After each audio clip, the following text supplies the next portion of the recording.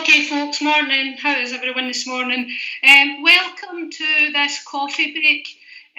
All I'm going to do this morning is take you through how I've been using QR codes. Since lockdown, I have had to quickly work out various ways of helping our young people access materials. And over the last year or so, I've started using QR codes for other bits and pieces. So it's just to give you an idea of how you might use them just now, but also moving forward when we return to school. So first of all, I'm going to start with a little disclaimer to say that basically I am not a computer whiz. Rather, I adopt a have a go attitude towards technology. If it doesn't work out, then I can try something else. So by no means I'm putting myself up here as an expert. So please bear with me if the technology doesn't behave. I also asked if you could have either your smartphone near you, or if you're viewing this on a computer, if you've got your Glasgow City Council iPad, that would be quite useful to have, because we'll try and make this as interactive as possible. And also what I'm hoping to do is to show you some of the websites that I use, so that as we go through them, you can maybe bookmark them in your phone, so it makes it a wee bit easier for you to find them later on. Okay, so let's get started. Bear with me as I jump between the PowerPoint and the live screens. Okay, so what are QR codes? You will have seen QR codes, but you might not have been totally aware of what they are. Basically, they're a step up from barcodes. So if you're in the shops just now and you go to a self-service till, they basically, the tills read that information and decide what you've bought. So QR codes are very similar, but essentially what they are is a way to direct users to an online destination. Whether you want that to be a Twitter page, whether you want it to be a YouTube video, whether you want it to be a survey, lots of different uses for them. And towards the end of the session, what I'll do is I'll point you in the direction of a couple of bits and pieces in terms of materials that you might find useful. So on the screen just now, you have two QR codes. The one on the right at the top, which is the orange colour, is the one that Twitter will generate for you if you have a Twitter page. So if you take your phone just now, just for a wee practice, and you open up your camera and you place your camera over the QR code, in theory, if the technology works right, it should take you to my Twitter page. And again, I'll go over the various uses of this. Okay, so that's giving you an idea. The colour and the icon that's embedded in this, don't ask me how that's done. Twitter does that for you. Okay, now the QR code at the bottom of the screen is one that I have been using with my first years, to allow them to access various materials. So again, if you just hold your phone over that QR code, what will happen is it should take you to a first year work booklet that I've been using with my first year group. But again, it just simply gives you an idea and a wee bit of practice about how to use these. When you point your phone at them, normally what you will get is a little box that will appear, almost 3 orange corners, and then generally what happens is you get, if you're using, I don't know about Androids, but certainly if you're using an Apple, there's a wee pop-up section comes on your phone at the top of your phone. So that just gives you a wee idea about what QR codes actually are. Okay, now moving forward, why have I been using them? Why could we use them? Essentially, what I found very, very quickly is that young people aren't as tech savvy as we think they are. So going back to the document that I asked you to scan at the beginning of the PowerPoint, that Modern Studies Living in a Democracy document, I had sent that to the young people via Teams and asked them to download it onto their iPad. And you'd have thought I asked them to carry out brain surgery. So very quickly I had to work out another way of allowing the young people to access that document. Also, for young people who have Glasgow City Council iPads, we know that YouTube is blocked. So this provides you with a relatively easy way to allow the young people to see YouTube videos without accessing YouTube. Also, in the same vein, it's a relatively straightforward way to get young people to materials. So again, what I have found out during the lockdown is that if you provide one way to access the materials, some children might not be able to access them, whether it's genuine or not. So by providing lots of different ways to access the materials, young people can decide what way works for them. Okay. Also, young people like using them. It's very interactive. It's relatively straightforward. That's why I've been using them. Also, what I would say is that the QR code generators are free online. So every teacher likes a freebie. So what I have done for you just now is at the bottom right-hand side of the slide, there is a QR code that I have put on there, which will hopefully take you to the QR code generator that I use, and it's very, very basic. There are lots of other different forms out there and ways of doing it that you have to subscribe to that allow you to add fancy pictures and so on, but certainly I find this adequate for what I'm looking to do with the young people. So again, if I take you through what we're going to be doing, so we're going to look at various uses, 5 in total if we can get through them, and basically what we are going to look at is how you can use QR codes to help children find places that you want them to get to, particularly useful for modern studies teachers whose subject is very fluid, who like to keep young people up to date, who like to provide news reports, really easy and a functional way of getting them to that material. Using it on forums, the platform that's embedded within Microsoft 365, whether it's for feedback, for quizzes. The first 2 ways are relatively straightforward, almost lulling you into a false sense of security before we get to accessing the YouTube videos that we want the young people to see. And then going back down the hill again in terms of difficulty, helping young people find the right workbook, the right materials, and then going on to Twitter. Okay, so first of all, how I've been using them in the past, looking at as a site finder. So during the course of this year, when I've been working with higher pupils, what I have been doing is using QR codes maybe on PowerPoints if I want to direct them to a particular news article or video that I want them to watch at home, that kind of thing. So what I've got here is an example of a first year course that I've been writing, and the idea is that the young people have to research 2 different charities, so the South East Glasgow Food Bank and the Invisibles charity.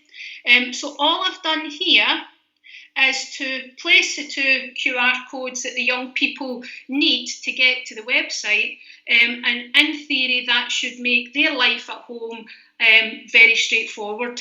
At the moment, what you might find is that QR codes might not be ideal for all young people because not everyone will have 2 devices in the house.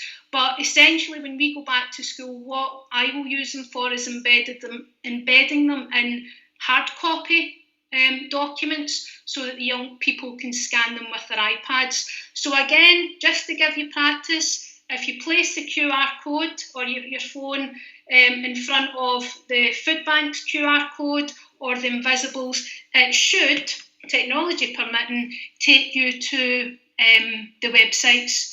So that's just a dead easy way if you want to direct the young people to maybe a particular page in BBC Bite Size, or there's other online websites that you want them to use, maybe Sumdog or whatever. Okay, so again, next wee step, This is an example of how I've almost made a workaround for QR codes. This is how I've been giving out work to my classes during lockdown. And when I want them to watch a video, I have generally put it on the OneDrive and I've given them a QR code. Now, I know that won't work for all young people because they won't have access to 2 devices.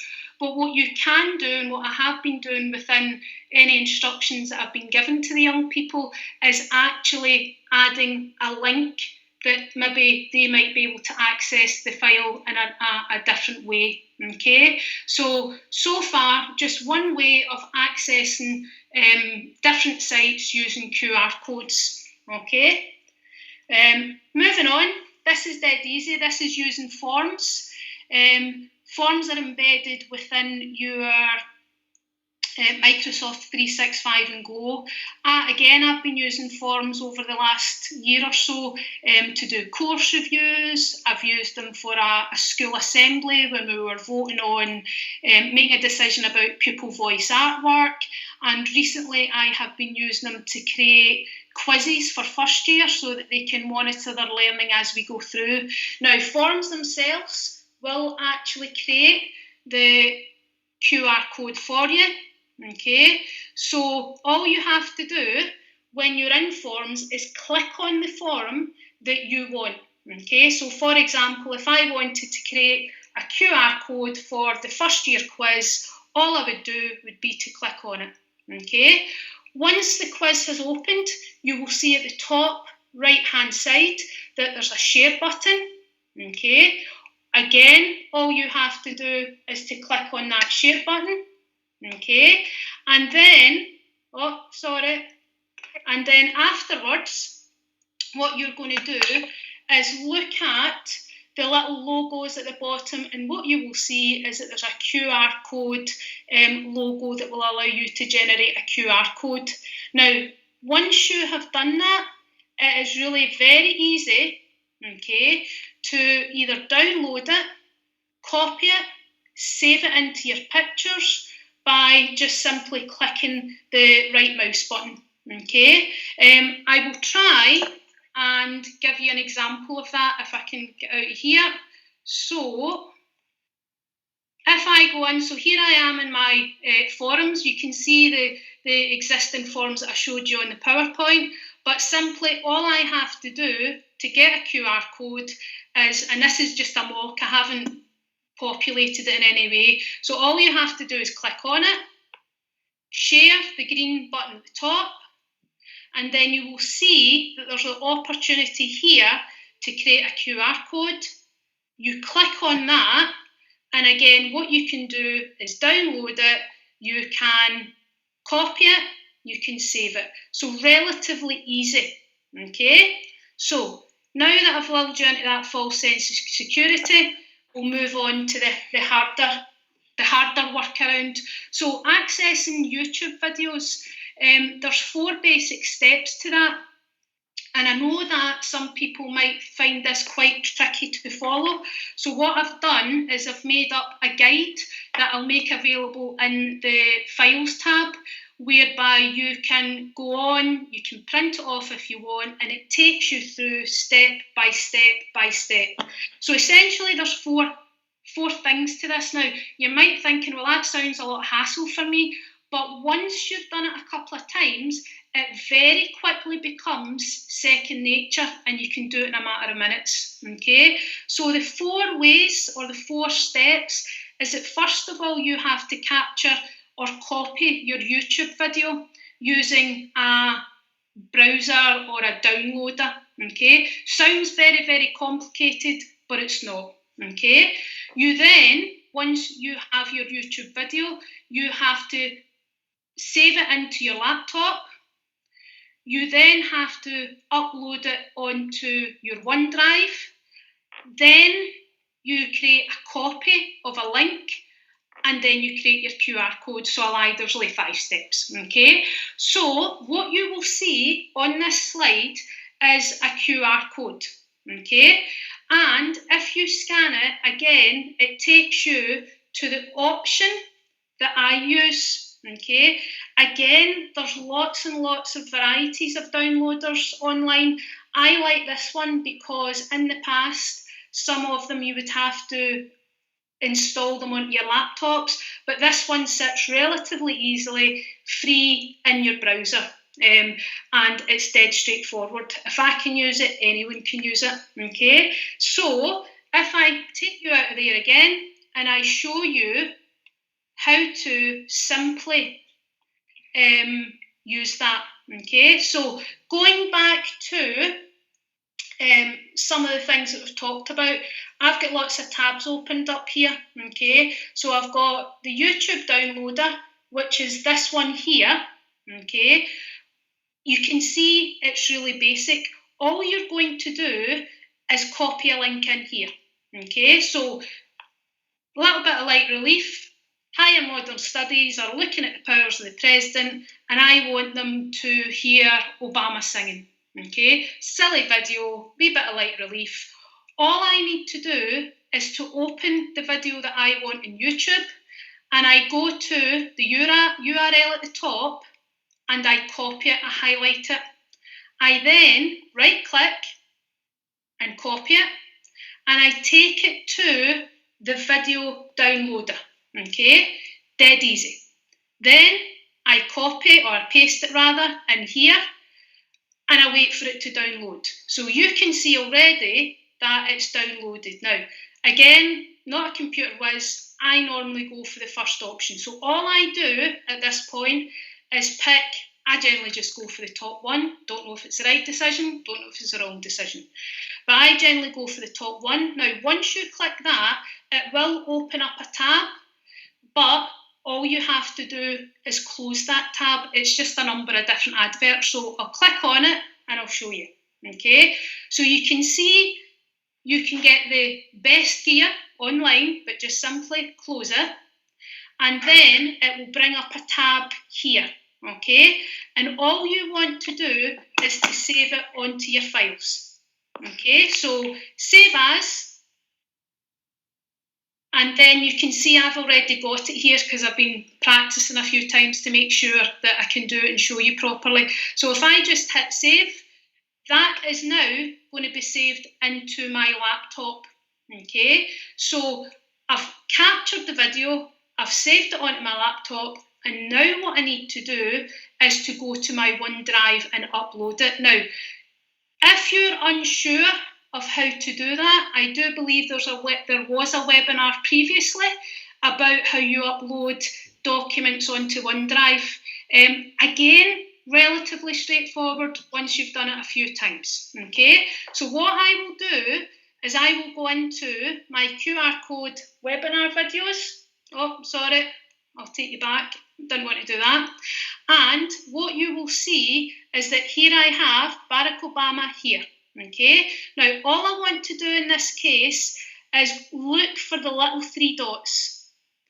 If I look for the little three dots and click on it, it provides me with a pop-up box, and that pop-up box will allow me to make a link to that video on my OneDrive. Okay, so if I copy link, another pop-up box appears, and here I need to decide who I want to see.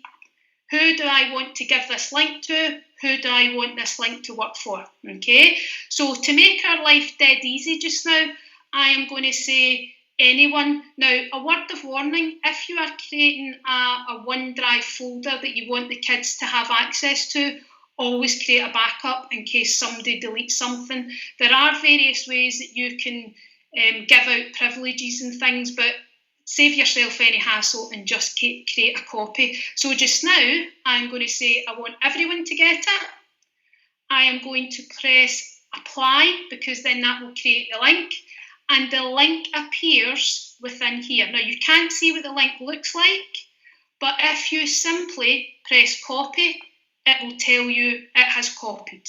Okay, and then if you go into your QR code generator, which I should have taken you through previously, but I forgot, to be honest. But this is really simple. All you have to do is copy the link of whatever it is you want, whether it's a website, whether it's a link to your OneDrive, and you copy it in that space. Okay, so copy it, hit return. And what it will do is provide you with a QR code. Again, you can decide, do you want to save it? Do you want to just copy it? Do you want to call it something in particular? So, for example, if I click on this, I can save this QR code in my pictures as QR code Obama. Okay, and again, just now, even if you use your phone, it should give you a little bit of joy in your life and take you to the Obama singing video. Okay, it might not work if there's lots of people trying to access it at the same time, but in theory, it should work. Okay, so moving on, going back to our PowerPoint. I know I've rushed through that. Some people might be thinking, oh my God, she's gone too fast. But again, I'll stress, what I have made is that Beano book, the instructions on how to do that. Okay, so just let me take you through this. The second last one here is allowing young people to find workbooks on your OneDrive. So it really works in the same idea as creating a link for your videos. All you want to do is to make sure that you have the documents that you want the young people to access in whatever format. It can be a PDF, it can be a PowerPoint, it can be a Word document, and you create a copy of the link, and then you take it back into the QR code generator. Okay, so again, just a workable example for everyone to see. Going back to that, so again, just at the same place, if I take you back, here's my OneDrive, going into the video, or sorry, the folder with all my practice QR codes. Now I want my young people to access Higher Modern Studies, Reasons for Health Inequalities. All I do, simple again, 3 little dots, click on it, copy link. Okay, it should pop up, and then decide on my access levels. So if all the kids are on a team, you can go for Glow Scotland. If you want to share it wider than that, anyone, whatever. So just sticking with anyone just now. If you choose anyone, there's an option that you can put things like passwords on it, expiry dates, whatever. Okay, so it just takes a bit of time to get used to it. Again, you copy it. It should pop up copy, and then you take it back to your QR code generator. Now that's a QR code that we have already created, so just simply get rid of that and put in its place the one that we've just created. Hit return, and you will see that the QR code at the right hand side has changed again. Again, if you scan that, it should take you, if you're sad enough and you want to do the lessons all there, if you want to do some Higher Modern Studies, why do health inequalities exist, it should take you to a PowerPoint.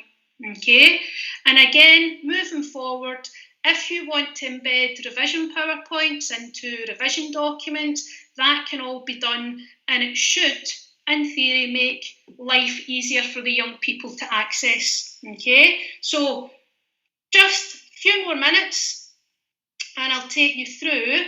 So again, that's what we ended up with there, guys. What we had was the PowerPoint that I wanted the kids to access and the QR code. So last thing, okay, is the use of Twitter. If you have a Twitter page and you want the young people to access it, or you want parents to access it to ensure that they're getting up-to-date information, that is very, very easy to do.